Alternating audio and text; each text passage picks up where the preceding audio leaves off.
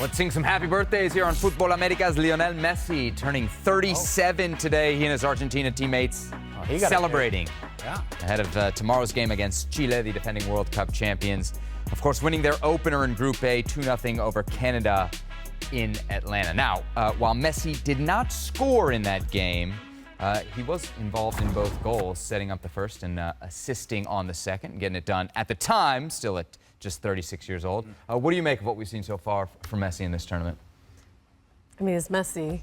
It's okay that he's not going to have a perfect game all the time and be that consistent. I think he did well with what the game was, how the game was presented.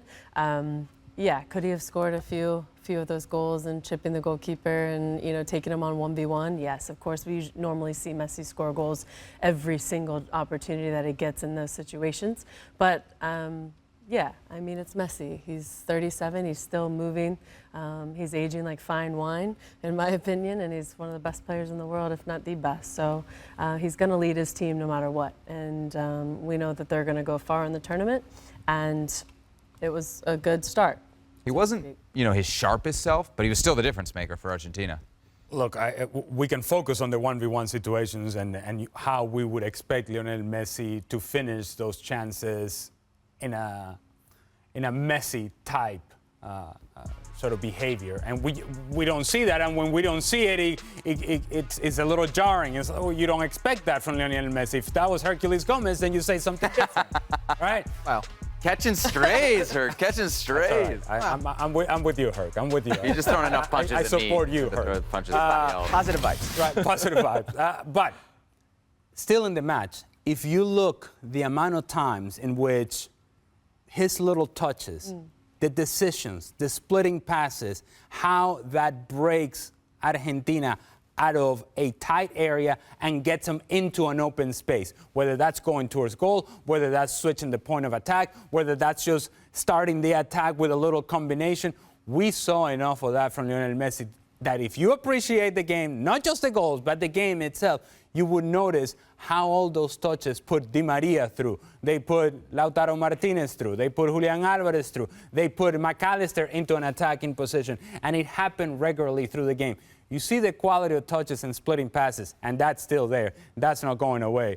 And I'm sure that I can trust Lionel Messi to finish a 1v1 opportunity at some point in this competition. You think he's still at that World Cup winning, or in this case, Copa America winning level? We're about to find out. Listen, the man in the last 2 tournaments he's played, 7 goals in the World Cup, 4 in the last Copa America. By the way, they won both of those tournaments. 5 of the last 7 international tournaments that Argentina has played, they made it to the final. He's the most dominant player I've ever seen at the international level, not only because what he can do in front of the goal, but how he can orchestrate and see and facilitate what's coming next. It's ridiculous. He's 37 years old. You know what I was doing at 37 years old? I was here next to you. To the fact that this guy's... Hey, you ought to make better decisions with your life. That's true. That's true. But the fact that at this level, 37 years old, he can still play at this level physically. Say whatever you want about Major League Soccer, but it's a physically demanding league. And he makes some of those players look like rag dolls physically. It's one of the greatest footballers, if not the greatest I've ever seen. Is there any hint, Ale, of Messi dependencia? We've heard that term a lot around his teams in the past. Do you think Argentina might lean on him a little too much? Look, are there enough pieces around? If I'm playing with Lionel Messi on the same team, I'm giving him the ball and I let him resolve the situation, and then I'll run off the ball. I'll find a space somewhere else because I know that he's going to find me.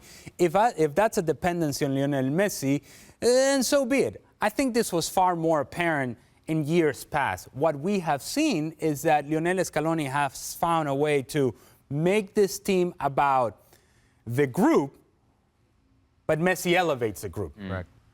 So you have a team that defensively, very solid, very consistent through the midfield, productivity coming out of the midfield. And then the guys who are playing up top with Lionel Messi, you have in Julian Alvarez, a guy who's going to run endlessly. Di Maria will run endlessly, even at his age. He's still running in behind. And so all these guys run around for Lionel Messi, so that when he gets the ball, then he's able to do something magical. He's able to do something special. I think Scaloni has figured out a plan that worked in Copa America, that worked in the World Cup, and I expect it to continue working even now in this edition of Copa America. So obviously there's a pressure when you're Argentina, when you're the tournament favorites, when you're the defending champions. You've been in that spot. Is it a pressure you like or don't like? I love being under pressure. Really? Because, yes, I think we've been under pressure oftentimes as a team in the United States and every big tournament on the world's highest stage.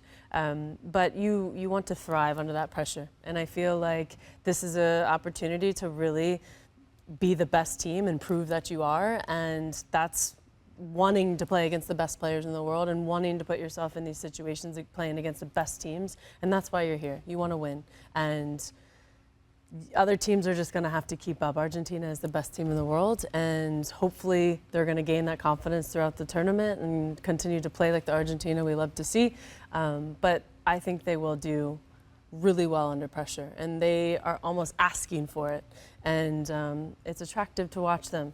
And I think at the highest level, this is really important to play that way. There's a difference between negative pressure and positive pressure.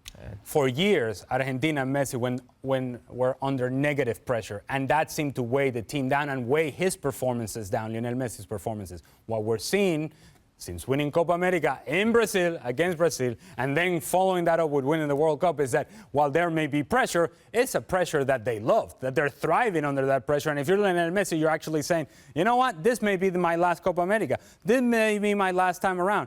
Maybe this is a farewell tour. Even if we're going to do a farewell tour, we might as well win it. There you go. Messi and Argentina off to a great start in Copa America, having beat Canada 2-0 in the tournament opener. We're going to take a break, but let's remind you first about our upcoming soccer coverage here on ESPN. Huge night Thursday as the U.S.